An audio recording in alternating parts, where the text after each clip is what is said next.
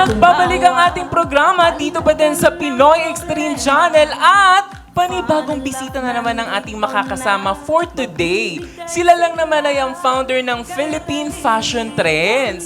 Kaya wag na natin patagalin pa, panoorin natin ito. Ready na silang makipagkulitan at kwentuhan ang founder ng Philippine Fashion Trends, Miller at Christopher. Please welcome ang founder ng Philippine Fashion Trends, Sir Christopher Layson at Mr. Miller Ombania. And love, no Sir, welcome to the show. Fun and love, at naman enjoy mo. Sir, bati muna kayo sa ating mga fantastic viewers mula Luzon, Visayas at Mindanao. Binabati po namin lahat ang tagapanood ng Fun and Love. Keep watching lang po. Yay. Magandang Sir umaga Miller. po sa inyo lahat. Ayan, maraming salamat po sa pag-invite sa amin dito sa Fun and Love. Siyempre, it's really an honor, sir. At siyempre, bago tayo mag-start, have a seat naman po sa aming Thank mga you. bisita. Maraming Welcome salamat. po sa aming studio dito po sa Fun and Love. Ayan. So, siyempre, agad-agad na, pag-usapan na natin kaagad to, sir, no? Itong dalawang taong to ay sobrang malapit na po sa akin. Magkakasama na po kami mag-iisang taon na. Pero, simulan po natin to. Paano nga ba nabuo ang Philippine Fashion Trends? Sir Miller. Yan, July 2022. Yan, nagsimula ang Philippine Fashion Trend. 4 years na pala, sir, no? Nagsimula lang to sa kwentuhan. Okay. So, paano siya, sir, nagsimula sa kwentuhan? Paano siya nabuo? After pandemic, so nag-iisip kami ng event na gagawin. So, meron kami friend din na nag-invite sa amin na magbuo ng fashion show. Ayan. So, nagkaroon kami ng chance na makagawa ng fashion show. Actually kasi sa fashion talaga kami, photographers kami. So, nag-isip kami ng line para mas ma-promote pa namin yung mga models namin, matulungan namin yung mga mommies, ma-promote yung mga anak nila. Ayun. So, hindi na din talaga nalalayo dahil nasa field kayo, sir, ng fashion. So, eto ba, sir, ay nahirapan kayo at first habang binubuo siya? Yes, medyo struggle din yung pagbubuo namin kasi sa makeup artist, designer, sa mga models. So wala kaming tawag dito, mga kakilala na mga models para ma-invite namin. Okay. So ang ginawa namin, binuo muna yung group, yung pangalan, then post lang sa Facebook page, yan. Talagang from scratch talaga, sir, no? So, nung nabuo na siya, sir, ano naman yung naging mission and vision nitong organization na to?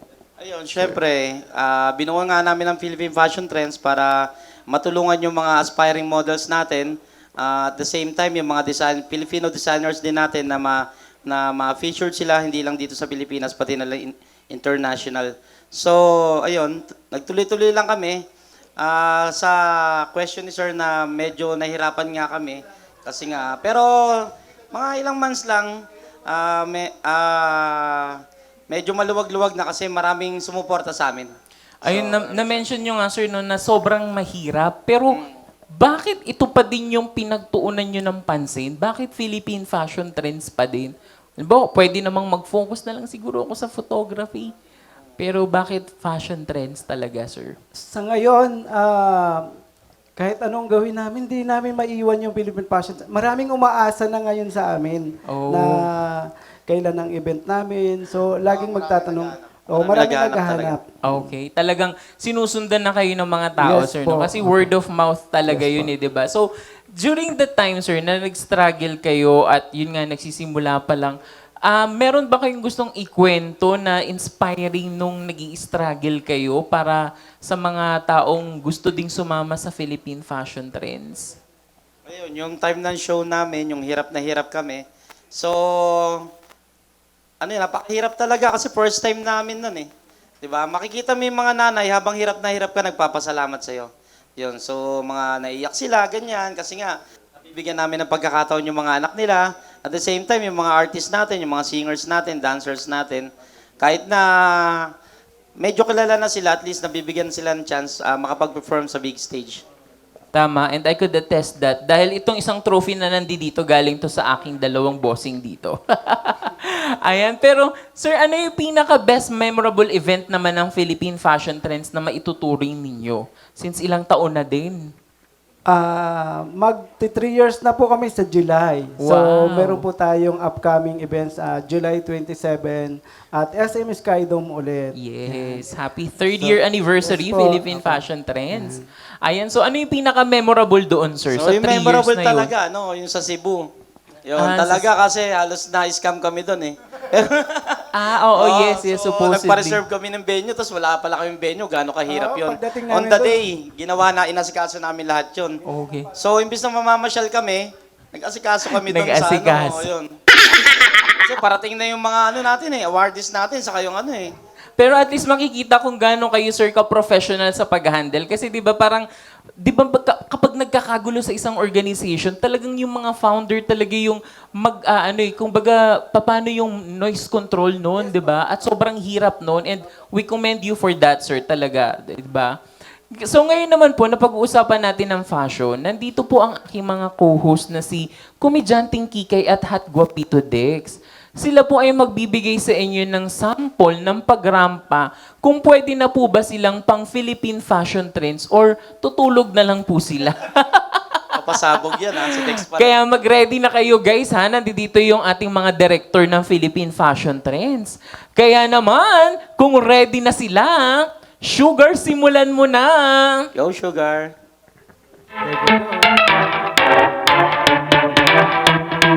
Ayan sir, ayan o. Aura.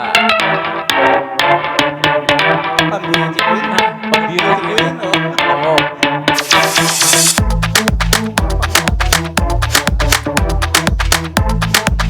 Please welcome on the show, Dex Del Rosario.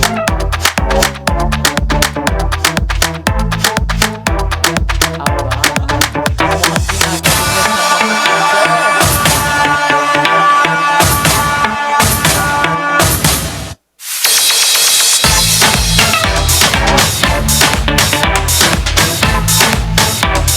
sabay naman, sabay.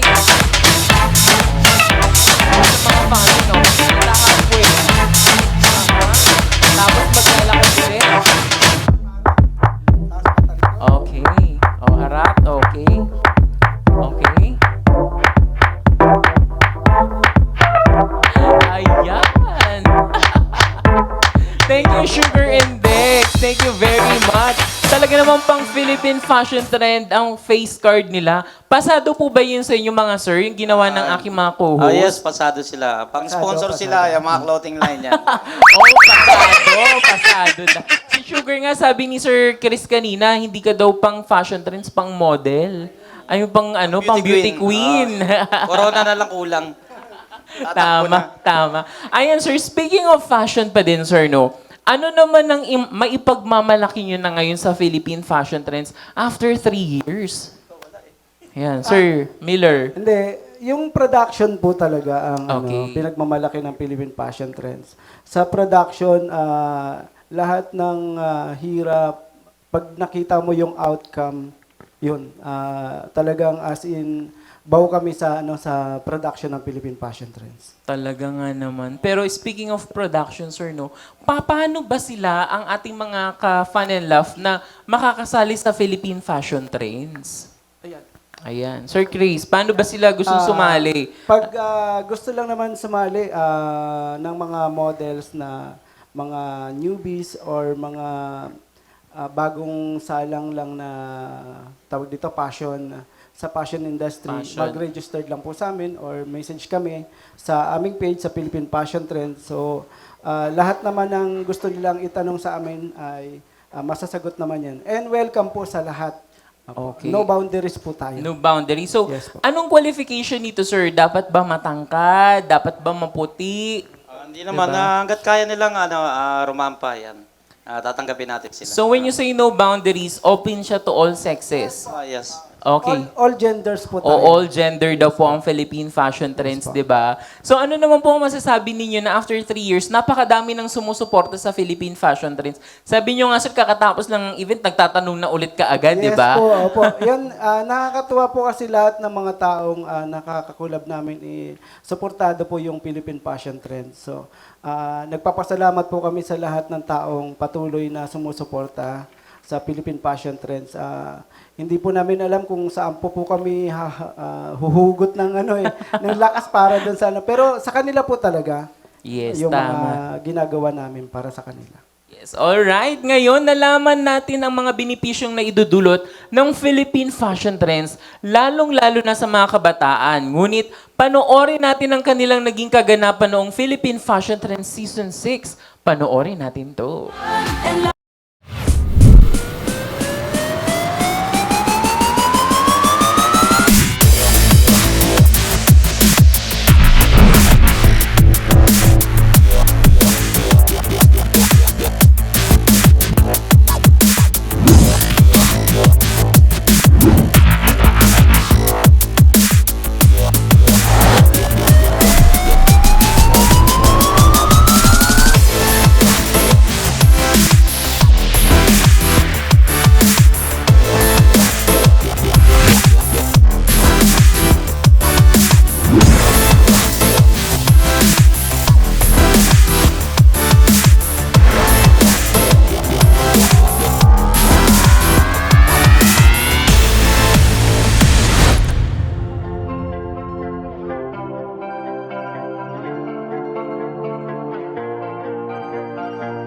You know I love to fix my hair, put my lipstick on, show off my favorite tattoo.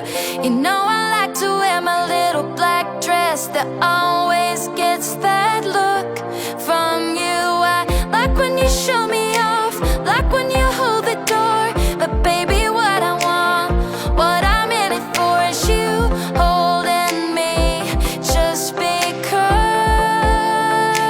All I want is your love, not for what I can do, not for what I can give, just for what I am to you. All I want is your love. Are you guys ready for Philippine Fashion Trends 2025? You know I love to play my songs in a crowded room and see the people smiling.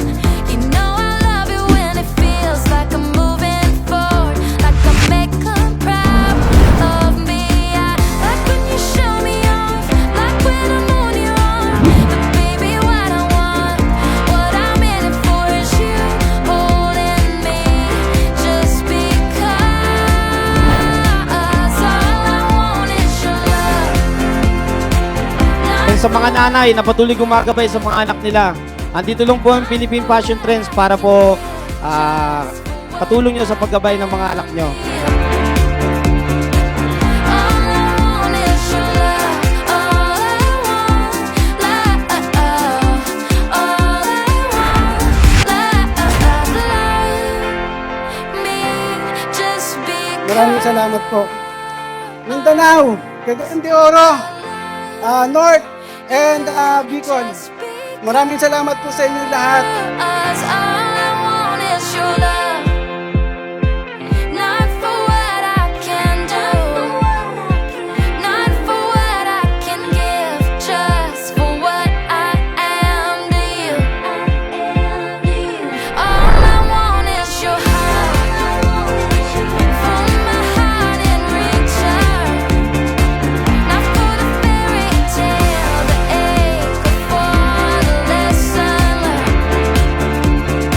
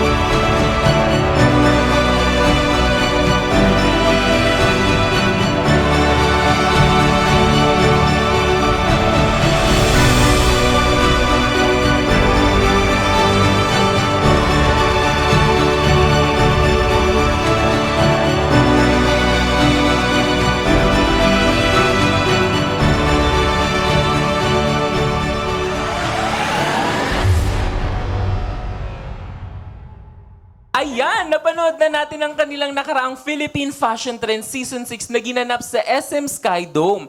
Pero sa ating pagbabalik ay mapapasabak ang ating bisita sa ating segment na Himig at Salita. Sa pagbabalik lang yan ng inyong programang sigurado ang fun at sure na sure ang laugh, ang fun and laugh with Roy! And laugh, no